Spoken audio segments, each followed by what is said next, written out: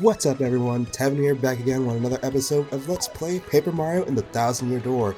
In the last episode we finished the Peach and Bowser interludes, and now we are going to be doing a little bit of some cleanups around Rope Court now that we have a few new moves and abilities we have access to. So first and foremost, using the paper airplane ability behind the building where we got the information leading into Chapter 3. You can use the boat power to come over here to the side to the shore, so we can get a badge over here called the double dip badge? Yep, double dip. As always guys, please also let me know how your days went down in the comments section below, and I have to apologize once again for the last episode. There was a lot of stuff going on, and for the most part, I was trying to will myself to keep going, even though with all the little minor problems I had going on off screen. But for the most part, it's not the best, but at least I stuck in there and got done. That's all that matters. Also, there is a shine sprite over here we could have gotten a while ago. It was Yoshi, or with Yoshi. Just gotta line ourselves up a little bit more, and we should be able to reach this gap. Yep, there we go. Go ahead, grab this shine sprite over here, and let's go back, or not go back. Let's go down into the sewers with Bobbery. And blow up this path right here, revealing a pathway. And this shop I never really use. If you guys want to, you can. The purpose of it is to reallocate upgrades you had for yourself when you level up. Basically, he will take one upgrade you got from, say, HP, BP, or FP, and put it into something else, that you want. So, you could either do it for you or your partner. But for the most part, I never use this because all the upgrades I do for myself is deliberate. I have a somewhat idea going into what I want to have come to the final battle, so I'm making my way up to that. But in case you make a mistake and want to change something, you can. Just destroy that little block over to the far left hand side that was always blocking us from getting to that path more easily. Now that we have Bobbery's assistance, but also now we're down over here where we have the first chapter meetup. And use paper boat ability to go up to the far right, because there's another shine sprite over here. Alright, so further back into the sewers on the left hand side, well first we're going to show off this battle because it's a new enemy! Yay!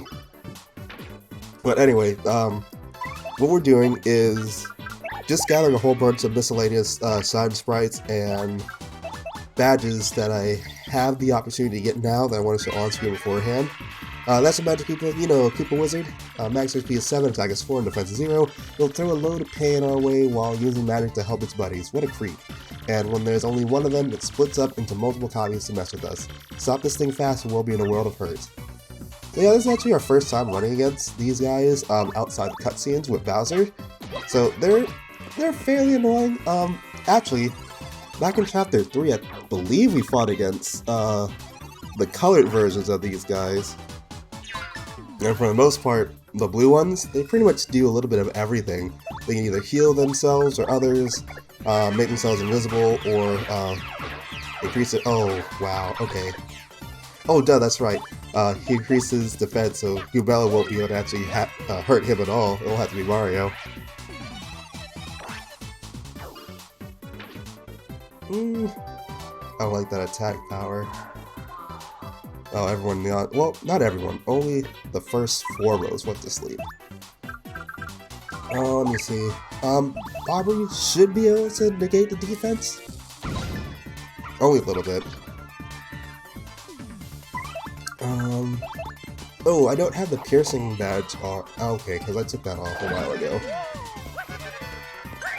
I think this Colossal thing might take care of it. No? Okay. I believe the defense thing wore off. You'd be able to. Oh my god, really? Oh, but I hate it when they heal themselves, because even though it was a little bit of HP, still a lot. But since the defense is lower, I'll be able to take it out relatively. What the heck keeps happening to me?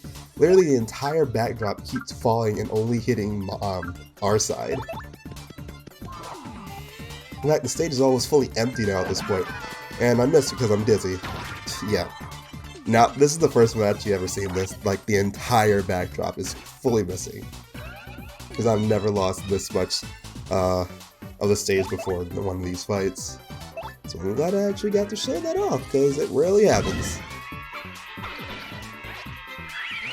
And with that, we're actually going to get another level, so that's probably another reason why I kept this in too, aside from it being a new enemy. So let's see, what do we want to level up this time around? HP? Good choice. I need some more health after that. Alright, anyway, so on the far left-hand side, which I was trying to get to, there is a little pathway behind this pipe over here that leads to the paper airplane boat. We want to keep going all the way to the far right, and this one, I did this one a little bit too early on my side, because we're not able to get this sign sprite until we get another upgrade for Mario towards the end of the upcoming chapter. Well, not really towards the end, more like the beginning half of it. So yeah, I came here a little bit early, so that's my bad, but at least I'll show you guys where it is, and then off screen, I will come back and get it later on once I have said boots. Yeah, there's 3 of them there, but like I said, I did come here a little early. We can get 2 of them, we just can't get all 3 of them. And I gotta deal with these guys first. So let's go ahead and, yep, that's me figuring out, oh crap, I need to jump up there with that ability. So we can get these 2, but as for this third one, we'll kind of have to leave it for right now. There's also a badge and a new enemy up there, so we will go ahead and deal with this guy, or gal, whatever you want to be, I'm not judging. Goombella, I need you back in here. I need you to go in front. Tell me what the heck that thing is. A spuna? Spuna?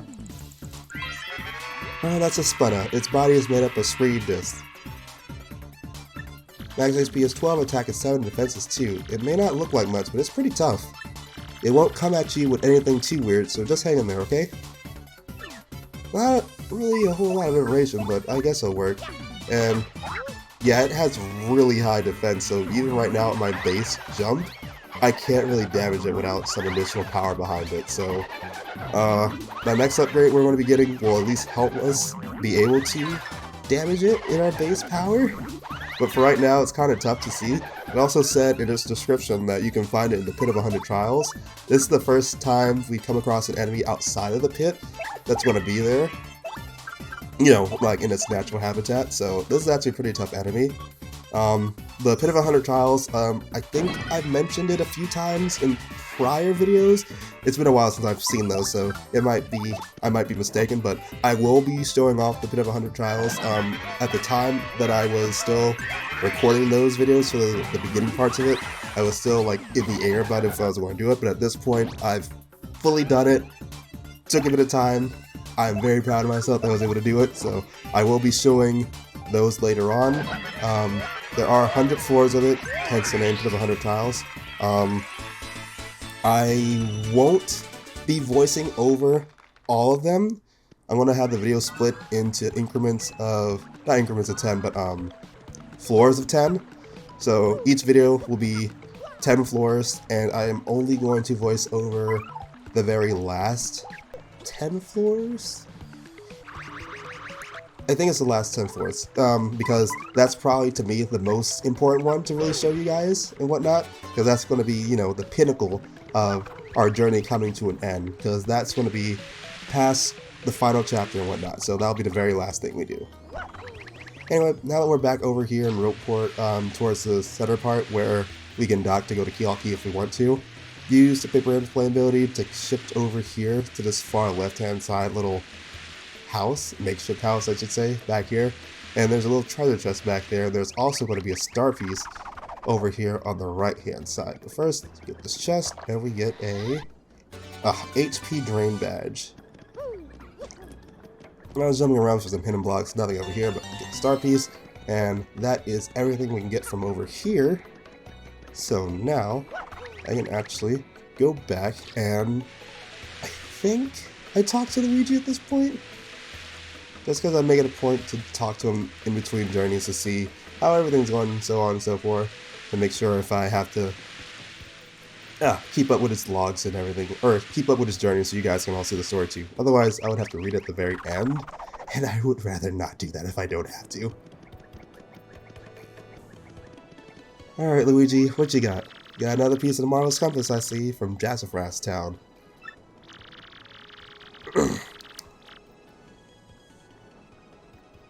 That's interesting. Just tell me the story. I really just want to get the story over with. I think this one might be the funniest one if I'm remembering correctly. So let's hear about Jazzafras Town. Well, like I said, it's a really long story, but here goes. As soon as I hit Jazzafras Town, we were overcome by the glitz and the glamour. It's a very lively place, bro. Tons of daisies live there, and they're always smiling. Well, they always smile regardless. Well, looking for the piece of the compass, I met a hip daisy named Hazy. Hazy was a producer, and he was looking for actors to go on stage with him. I told him we couldn't since we were looking for the compass part, you know? But Hazy said we could win the compass part in the upcoming Drama Slam. He said the so-called Drama Llama plaque might in fact be one of the parts. Well, we just had to give it a try, so we rehearsed with the cast and hit the stage. Our musical was called The Mystery of the Fiery Hat of Social Awareness. The script was great, but I got really hosed, bro. My role, my part, was grass. I played grass by the side of the road. Grass, bro, grass.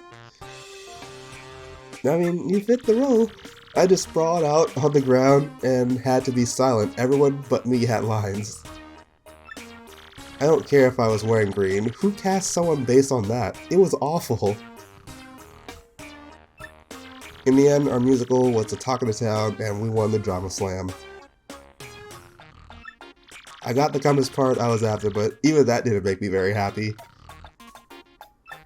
The huge after party just bummed me out even more, so I snuck out the back door. But wow, outside were tons of fans. My fans. Fans of grass. They swarmed me. I just couldn't believe it. Imagine cheering for grass. I was ecstatic, bro. After that, I had the piece to the Marvelous Compass, which pointed north. It pointed to the rapturous ruins in Grimble Forest, then the voice again.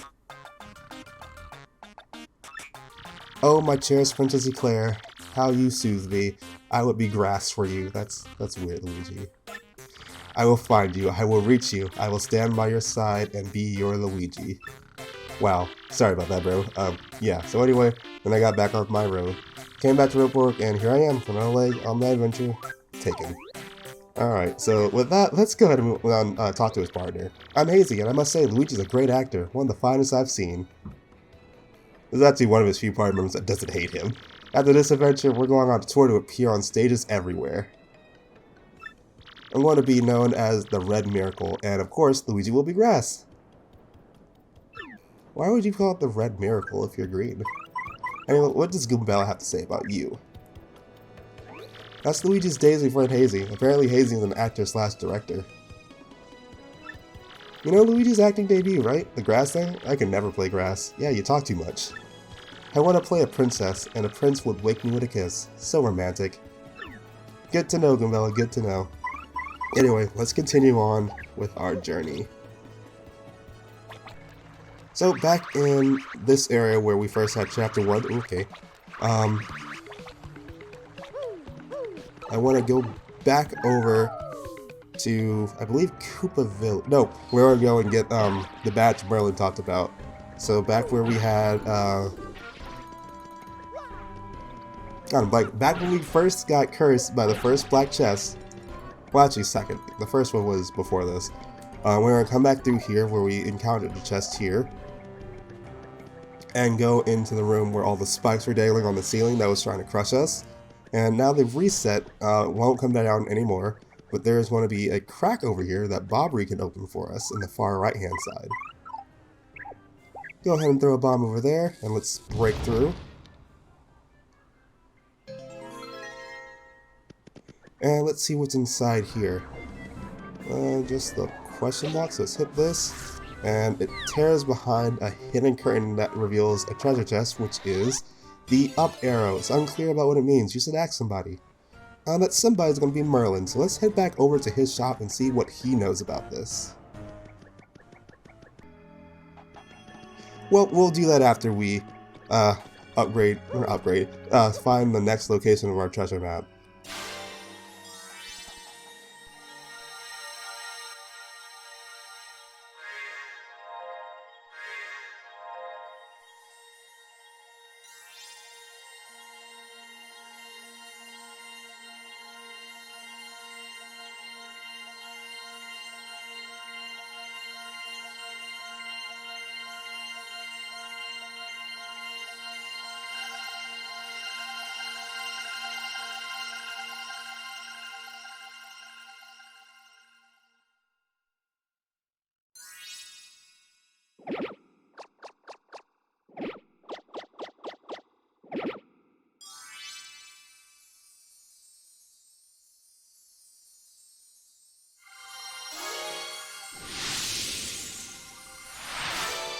The location of Crystal Star was recorded on your magical map.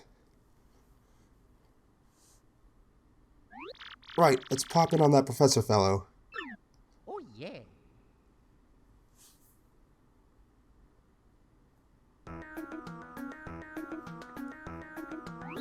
Great news, my friends. The next Crystal Star is in Poshley Heights.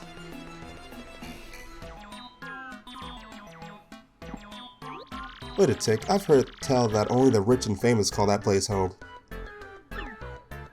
Yes, and I'm fairly sure there's also a shrine in there called the Postley's Sanctum. No fearsome monsters or dangerous dungeons either, it's just a tourist attraction. The biggest danger of them all. Sounds positively... I don't know what that word is. That's the best part, you ride the most fabulous train of all, the XS Express. Yes, after a luxurious steam engine excursion, the next Crystal Star will be yours. Getting those Crystal Stars has been backbreaking work, but this time it will be a cinch. Pardon me for saying so, but mustn't you have wealth or fame to ride that train? I mean, we got the fame part. That may be true. Perhaps you should ask Don Bianto for help with this too. No, terribly sorry. Impossible. Can't do it. That man's reprehensible. Well, Drat, I suppose there's nothing for it. Hey boy, oh boy, if we must, we must. Let's go. Oh yeah. I mean, we dealt with him before, it shouldn't be that hard. Excellent, then we're set. We may not have much time left, so you must hurry. I'll gather all the information I can. You guys just handle your end of things, okay? Will do, Professor, but first, now that we're back here, this is going to be a quick shortcut over here, so that's why I decided to do that was going to do it first, and then I can talk to Merlin about this up arrow. What's this? An up arrow? An up arrow? Up? Of course! Huh?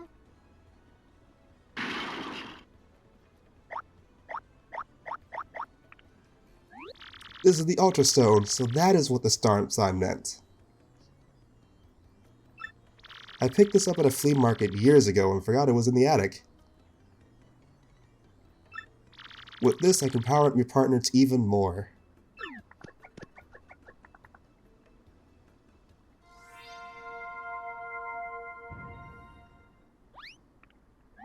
We are cooking now. Let me know when you want to power up your allies more. So with that, we're now able to upgrade our partners even further than what they are right now. We have 11 shine sprites, but I am going to wait for just a second because, like I said in the last video, we have all of our required party members, but there's one more optional one that we're able to get. And I always like to save them for this chapter because we don't get a partner in this chapter. So I like to have them as my partners to this one. So we're going to come into the Trouble Center over here. And I'm going to speak, because this is the first time we actually been in here. If you plan on using our services, I can explain them to you first. You need an explanation? Unfortunately, yes. Then listen and listen good. This is the Trouble Center, where people with troubles come in to, submit their problems and whatnot. And we can choose to accept them on the board over to the far right, and we'll get rewards for completing them. After the end of each chapter, you'll get new troubles added. Right before we start Chapter 8, I'll go ahead and start recording all those ones, and then after Chapter 8, I will record those too. So the one that we're really going to focus on right now is this question mark one right here for the elusive badge. So let's go ahead and accept it. I'm after an elusive badge. Must explain in person. Meet me on the roof of Zesty's house in Roadport Square. This poster is anonymous. This may be dangerous. Want to take on this trouble? Yes, I do. Do it and do it right then. Alright, so let's head over to Zesty's house then.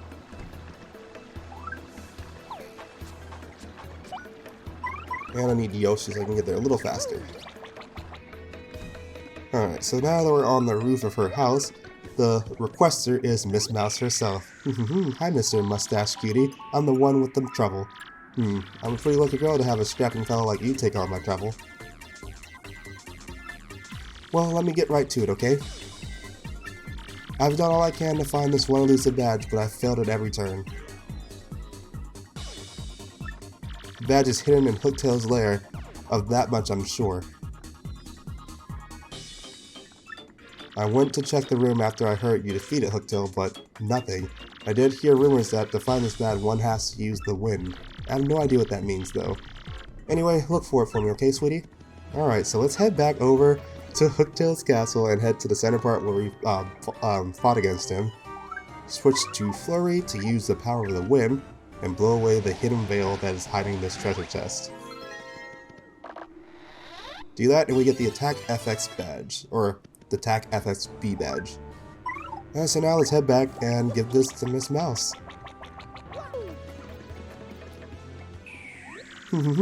That face doesn't mean you found the badge. It indeed does. So here you go. So what this certainly is the badge I was looking for. Oh my yes. Now my sweet. Promise to hear me out without getting mad. You see, I was the one that hit that badge. It was a little game of mine. I have to apologize, but I knew you would find it, my handsome cheese hunk. Her dialogue is just so weird to read. You may have even more badge finding skills than I do. I just thought of something. Perhaps I should just travel with you from now on. So yes, Miss Mouse is the last party member you can get that is actually optional. So, I've always done this in every playthrough since I figured it out. But every time I play this, since we don't get a partner in this chapter, I always like to use Miss Mouse as my de facto party member for this chapter, riding on the XS Express to find this crystal star. And with that, Miss Mouse joined our party!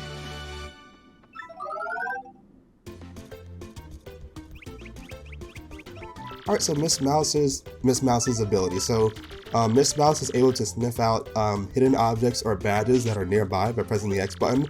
When you do that and there's a nearby, this will be the text you get. But if you press X and you're in the general area of where an item or a badge might be, then she'll say, you know, something's right near and do a little flip to like let you know, alright, we're on the right scent and we'll just have to look around the area. For the most part, I don't really use her items that much, but her abilities in battle are kind of cool too, more particularly the Kiss Thief badge, because if an enemy is holding a badge or an item, you can use her Kiss Thief move to actually steal items from people. So with that, here's our last party member and we now have everyone. So now, before we actually start the next chapter, I'm going to go ahead and upgrade Miss Mouse because since I want to try to use her the most in this chapter, I at least want her to be somewhat confident enough to actually fight alongside us. So let's go ahead and get her upgraded, and this will be a good spot for us to end off this episode. So, thank you guys for watching this episode of Let's Play Paper Mario: The Thousand Year Door. In the next episode, we'll actually get started in chapter 6 we're on now, right? Yeah, chapter 6. And try to talk to Don Pianta to getting tickets to the XS Express.